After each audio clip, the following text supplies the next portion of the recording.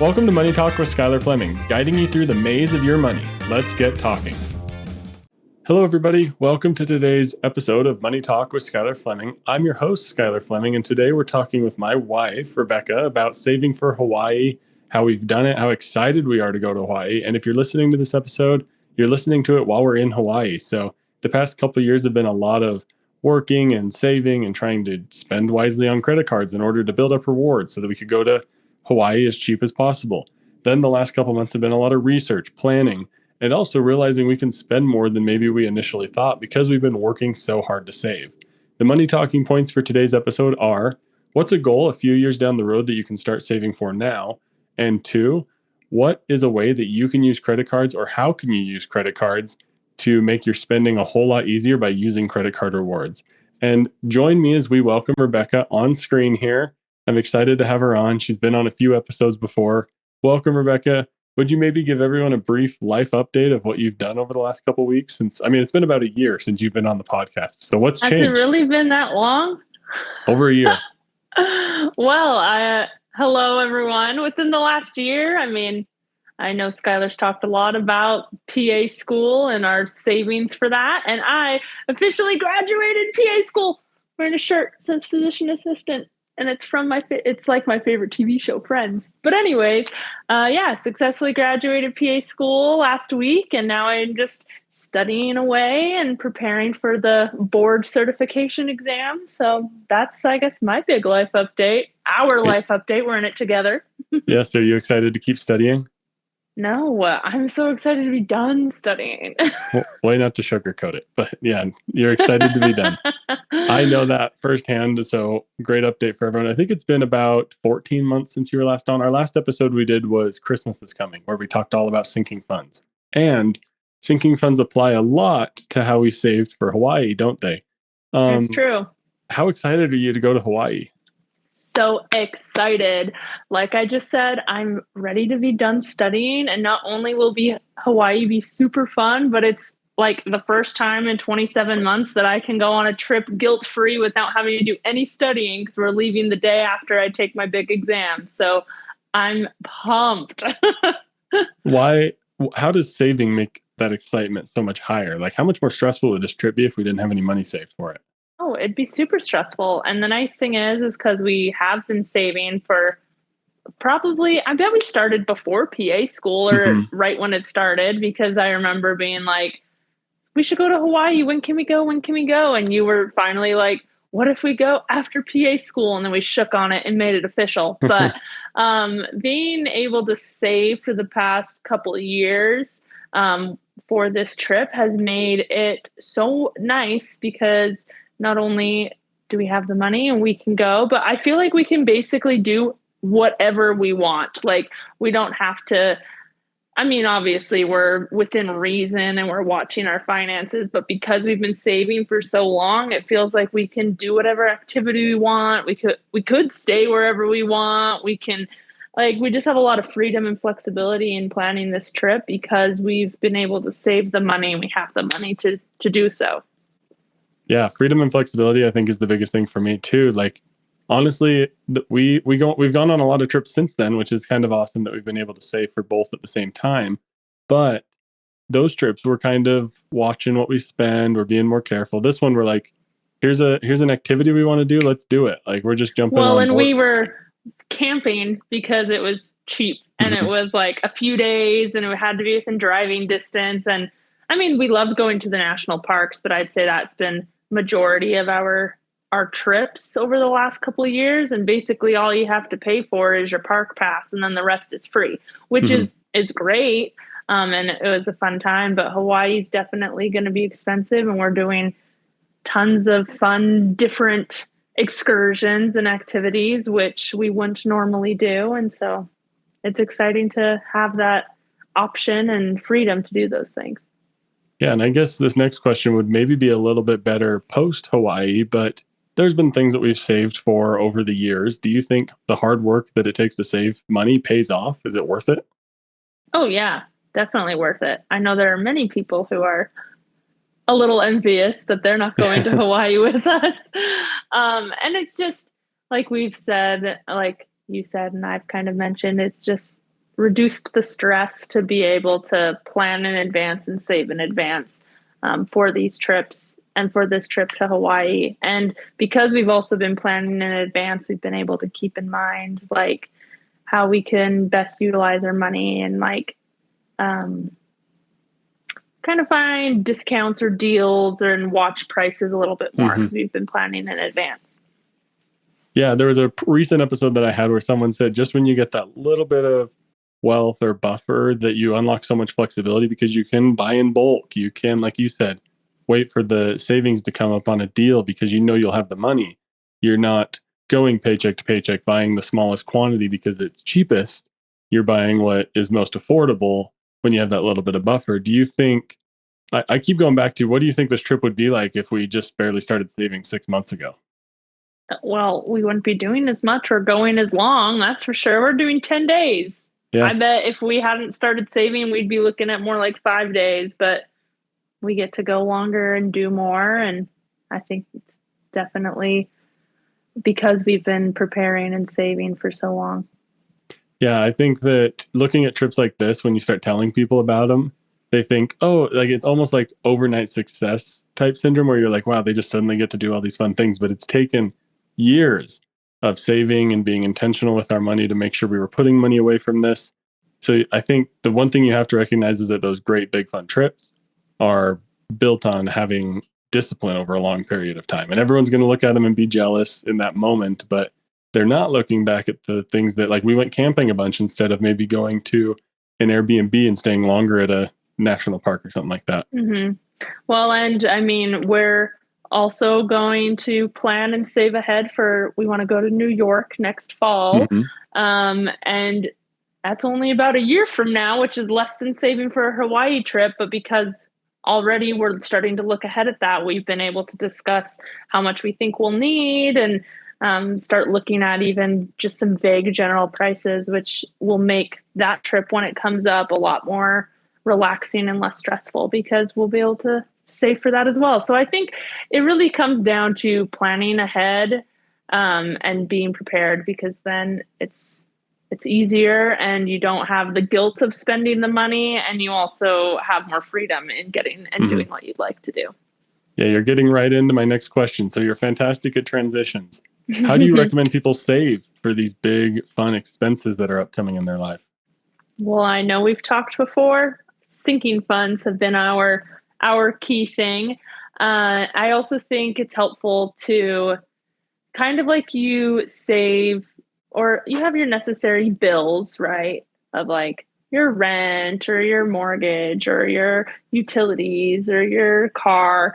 And so setting aside a certain amount that you are going to save every month towards your trip, and almost making it like a necessity or a necessary bill.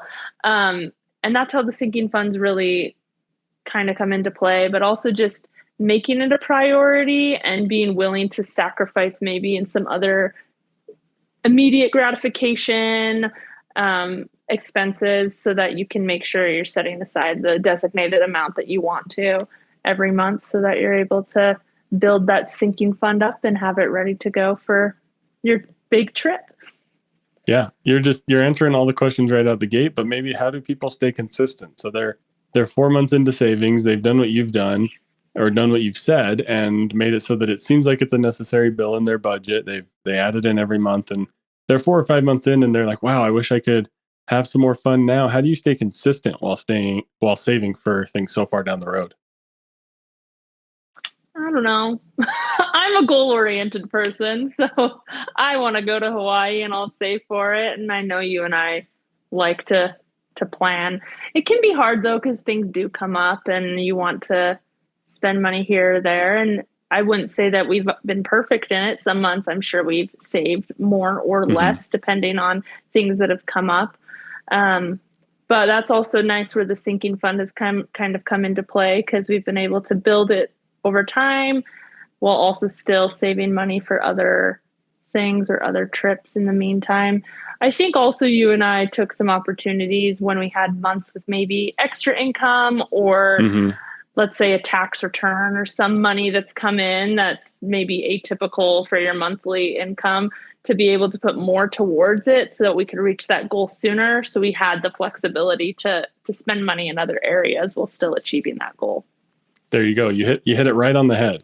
You find that extra money, like you set your targets, you find that extra money, and then when you can funnel money towards that, it decreases that monthly requirement that you're setting as your necessary bill, so to speak. So I think that definitely helped us stay consistent, is because we were still having fun on vacations, doing smaller little things. That was probably where our sacrifice was going on shorter trips, spending a little less on them, things like that. So some great tips there from Rebecca to help you stay consistent Well, when and you're I'm looking sure it's easier to stay consistent when it's something you really want. Nobody wants to have to pay their bills. electricity bill, Yeah, but you want to go to Hawaii. So, that's true. When you said a really, truly like relevant and a goal that you really want, that's going to make it a whole lot easier to stay consistent for it. But how do you balance that fun in life now versus saving for the future? I mean, it's important just to readdress your goals regularly. I mean, I know you encourage people to have money talks often. Hmm. And I think that is important because if you get distracted by the now or only focus on the future, then you're going to miss something on either end, whether it's the now fun stuff or whether it's the future fun stuff as Hmm. well. And so making sure that you're reassessing and readdressing your goals regularly is probably very important. And doing things within reason. I think we can get distracted by what people around us are doing, and we can get distracted by just like what we think we should be doing to be having fun, I guess. But Hmm. kind of having a reality check and also just realizing there might be other things that you can do for fun that still save you money and allow you to work towards your bigger goals. It's just really all about perspective, probably. Yeah, and things like you said, find the things that are cheaper, maybe free. Like what's one thing we love to do each summer is find the free activities near us, city days, whether it's like a discount day at an aquatic center, things like that. You love going to rodeos; those are cheaper than big trips. Like you just find the Mm-hmm. little things around you that you can just simply drive to, and To those go to help go a concerts long in the way. park or at the Hmm. library. If you There's just lots try, of there's a fun lot of things you things can out there. do. Hmm. Yeah. And that allows us to save some money while still working towards those big goals. But I think you've even had a realization recently that it's also important to have fun now while we're Hmm. young and capable and able to do things that we want to do, because there's so many instances where people will be worried too much about work or about saving for this, that, or the other, that time passes them by and then they have regrets that they never were able to go on that trip they wanted to, or skydive, or do that big hike they wanted. And so realizing also that we're limited by our abilities. And so while you're younger, I say younger Hmm. because who's going to define young? But while you're younger, deciding what you are capable of and what you should do now, because you might not be able to do it in the future. So having that Yeah. perspective as well is important. Like you might not physically be able to do it. Like if you have a bunch of great hikes or a hiking trip you want to go on, save some money for it now instead of trying to push everything back. Yeah, that's a realization I've had, because you can attest to this. At the beginning of right before you started PA school, you just graduated. I was like, let's max out our Roth IRA. Do you remember this conversation? What did it feel like for you? Yes. Oh my gosh. I remember we were driving home from my parents' house and we were discussing maxing out. Skylar's like, I want us to max out our Roth IRA, but also save all the money that we can so we have as little loans Hmm. as possible. And I was like, we Because I was can't thinking it was do going to be both of those possible. things. I wanted to avoid loans at all costs.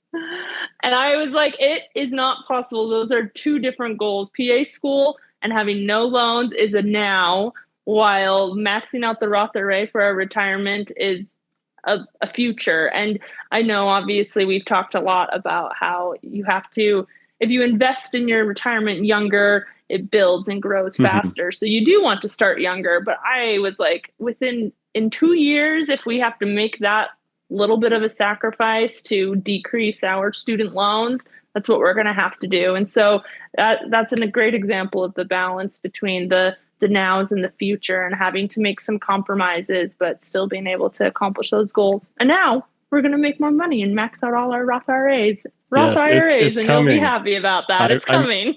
I mentioned it, Rebecca. I mentioned it to you the other day. For everyone listening, I mentioned it, and Rebecca's face was like, "Oh no, that's coming now." Oh no, it's time. I've made him wait. So she knows it's coming. Let's talk a little bit about some of the other things we've done to save for this trip, like credit cards. Credit card rewards are a big one. How do you feel about them now? Because I know when we first got married, I was big on the Dave Ramsey kick and made us use a debit card and things like that. But we've since shifted to using credit card rewards. How does the listener balance spending on a credit card responsibly, and how does that help them? I will admit, you manage most of the credit card stuff, which I'm grateful for. There are a lot of credit cards out there that have different cashbacks and rewards and points and whatnot, and it can be very overwhelming to keep track of it all. But which we've experienced firsthand. I think we've been on both ends. Mm-hmm. We've been on the end where we've had no credit cards, debit card only, and we've been on the end where we opened like so many credit cards in such a short amount of time. It was wild. So we're also learning that balance, but it's been awesome because we've been able to find some of those really key credit cards, ones that give us cash back on things that we make, or cash back or points on things that we make regular purchases on. So like Smith's has been really good for us because we like to grocery shop over there. Our Walmart card gets us points. Think cards that get you points on like Amazon purchases, gas, like things that we spend money on regularly. And we've been able to find those cards that get us the most rewards back on those regular purchases we make. And then without even knowing it, over the past 2 years, those points have accumulated and grown to the point that when we booked our flights to Hawaii and between the islands, I think it should have cost us $2,000, and we paid like $150 because we were able to use our points. And that was really nice because even though, and the thing too was we were still saving the money as though we were going to make the flight purchases. Like we were forgetting the points were even part of our saving, but we knew that's what they were for, but didn't count them towards the total amount. So then when we saw our total Hawaii amount, but then we threw in the points, suddenly we saved ourselves a few $1,000s that now we have to spend on other things. Like I said, the freedom of choosing what activities we do and food and sleeping accommodations, those things we have more freedom because we saved as though we didn't have the points, but for the past 2 years, we've saved the points, and it's been really nice. I have an episode that keeps coming to my mind about what if I don't want a credit card hack. You spoke to right at the beginning, we were opening so many cards, and it gets very confusing. You get lost a little bit in it, but I think one of the things that I've learned and that we've learned over the past several years is just keep it simple. The easiest form of credit card rewards is just cash back. And that's gonna help a lot. Sure, there's ways you can get more point conversions by booking a certain way and all this, that, and the other. And if you want to get into that, there's value there. But we did that a tiny little bit with our points. We used some of them on their booking page to get extra percentage, whatnot. But it gets very confusing very quickly. If we tried to optimize it that far, I think it'd be overwhelming. We just instead identified some key places where we like to spend money and found cards that work well in those places. So it's really as simple as that, because I think often people hear credit cards and they think credit card debt, which is something you have to stay away from. But they also hear credit card rewards and they think, oh, I need to be spending this much on this card, this much on this card. And you got like this stack of credit cards like we have in our closet. And it's stressful. Yes. But then in the end, I'd say we use about 2 of them regularly. And then some of the ones are attached to our accounts. Yes, we use like 4 or 5 of them regularly, but they're just so in the like background Amazon attached. has that card and Walmart has that card because those are where the cashback or the rewards are the best. And then we've got like the 1 or 2 that we use for everyday purchases. So if you can like automate it, I know you love to automate, but automate what cards will get you the best rewards for certain websites or purchases and just like keep it simple, it can work out for you great. Yeah, keep it simple. And I quickly want to mention a couple other tools here that you can use to save for the future. Certificates are something we used it. We put our sinking fund that we had just in a certificate, and it's earned us several hundreds of dollars. So there's a little bit of ways you can work some of the financial products. My ultimate advice is to just keep it simple, because when you try to start doing too much, maybe let's talk for a second about the potential pitfalls of complexity. Rebecca, can you tell me what you were thinking when I was going through my crypto phase with Yada and trying to make things complex? What was that like? What's complexity like? I don't know. I just didn't know what was going on, and then money was getting locked up, and then I don't know. It was a mess.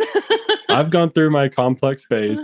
It's over now. I love to say keep it simple unless you really know what you're doing and you're in for the stress that it can cause.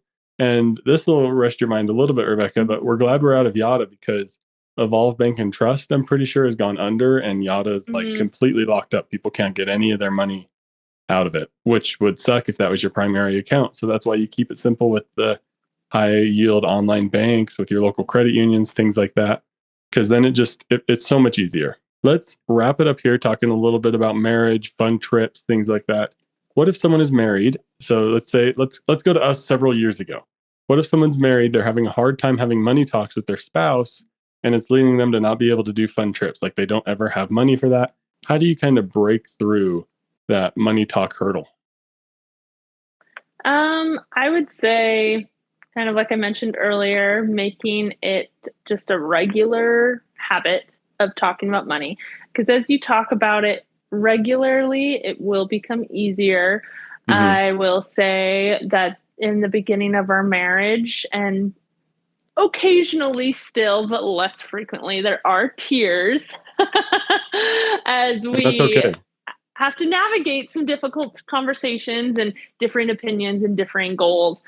But being able to talk regularly so you can understand where the other person's coming from and be able to work through those things is important, because if you don't talk about it regularly, then those conversations, when they do come up, are a lot more stressful because you don't understand the other person, and then people shut down and it just becomes a fight or an argument, and then you only have negative associations with those conversations, and then you try to avoid them, and then you can't reach your goals because you're not talking about it. So I think just trying to make sure that you're talking regularly about money with your partner or your spouse or your significant other can be extremely important, so that you can work through and come to an understanding of where each other are at and where each other are coming from.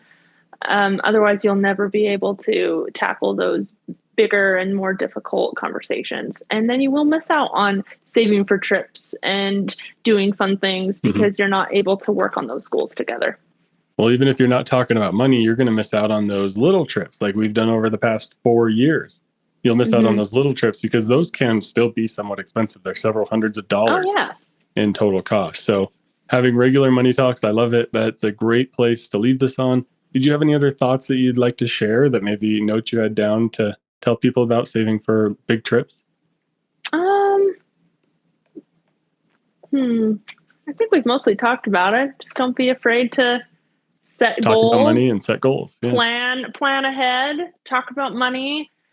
And I mean, those other big goals are still important, like retirements and houses and whatnot. But you can also find the balance in having fun, going on trips, while also still reaching your other financial independence goals and other big financial goals down the road. It just takes regular conversation and always reflecting back and reevaluating your goals and where you're at, and continuing to learn and educate yourself, because there's always new things and other ways you can consider, but keep it simple.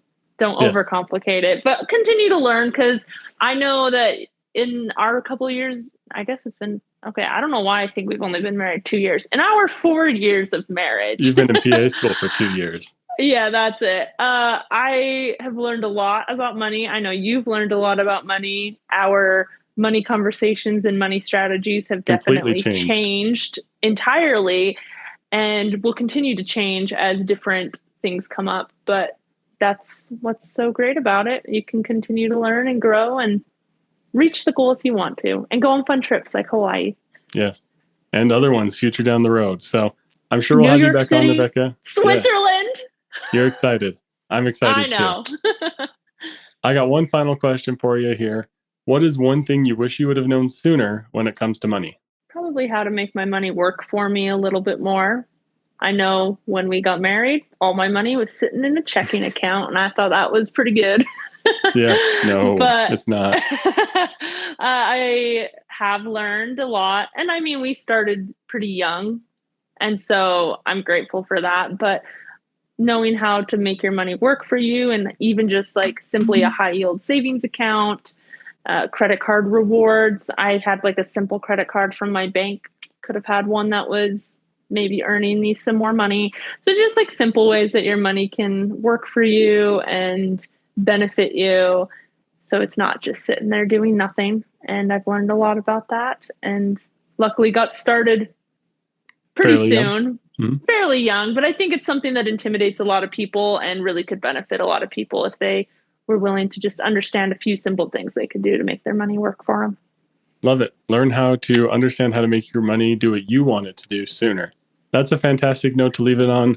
Rebecca, thank you so much for joining for another episode. I think this is your third time on or something like that. So hopefully we'll have you on again. Yes, you're the most frequent guest. So I'm sure we'll have you on again in the future, but thanks.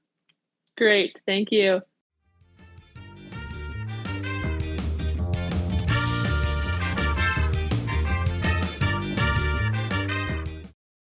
Thank you so much to Rebecca for coming on today's episode. I know that was a fantastic interview, and I'm sure you learned a lot because I know I did. I love hearing the conversations and thoughts that my wife and I have had through her lens. So it's really a great testament for going out and having a money talk. Make sure you're talking regularly with a spouse, and if you're not married, find a friend, find a money buddy who you can have a regular money talk with. But today I wanted to kind of come to you live right after the interview and wrap up my thoughts and share a little bit more about how we saved for Hawaii, how this episode can impact you. And I'm sure in future episodes, I'm going to share some tips and tricks about spending in Hawaii and what we learned from our trip there. So again, thank you to Rebecca for coming on this interview. How could this one impact you? Well, credit cards are one way that you can start by spending responsibly, spend intentionally. Where you know you like to spend money, get a credit card that can give you some good points at that location. Like I said on the interview, we have maybe 4 or 5 cards that we mainly use, but really Rebecca only sees one of them because we have a Walmart card that's hooked to our Walmart Pay and our account there. We have a card that's hooked to our Smith's account that gets rewards there. We have a card hooked to the Sam's Club app that we use that gets better points there. Really, we're trying to get about 5% everywhere because there's specialty cards that you can use at certain places that'll get you 5%. And then the key card to fall back on is one that makes 2%. So that's why we use that one everywhere else. But we're very intentional about our spending to get the most points back. And we honestly have thousands of dollars in credit card rewards that we're using towards this trip. That's a huge discount that we're able to get just by some intentional spending and being strategic with our credit cards. Another great place that you'll find some impact is talking with spouses, talking with friends. When you have money talks, you're able to flush out ideas, able to align those goals. And like we said in the interview, make sure you're being honest and serious with yourself about the goals that you're actually setting. That way you're being honest, you're setting the right goals, ones that are actually attainable and not unrealistic. Make sure you're not trying to save $7,000, $8,000 for a trip to Hawaii in 3 months because that's going to put a lot of stress. You're going to feel bad when you really shouldn't. You should just give yourself more time. But ultimately, the biggest impact is to make sure you are talking about money. And in terms of the money talking points, those are going to be some great talking points to go out and share with your friends. Go out and share with your friends, share with your spouse, identify a key thing that you want to save for in the future, and talk about it with someone else. What can you do now to begin to save for those things in the future? But that'll do it for today's episode. Thank you so much to Rebecca for coming on this interview and talking to me about saving for Hawaii, our credit card rewards, and some of the tips that she's noticed from her perspective in our marriage as we've saved for this big trip. We're having a great time, I'm sure, in Hawaii. I'll tell you more about it later and some tips and tricks that I've learned from our trip in Hawaii, but consider sharing this episode with a friend. I'm looking to continue growing the podcast, and the best way to do that is by sharing and leaving a 5-star review.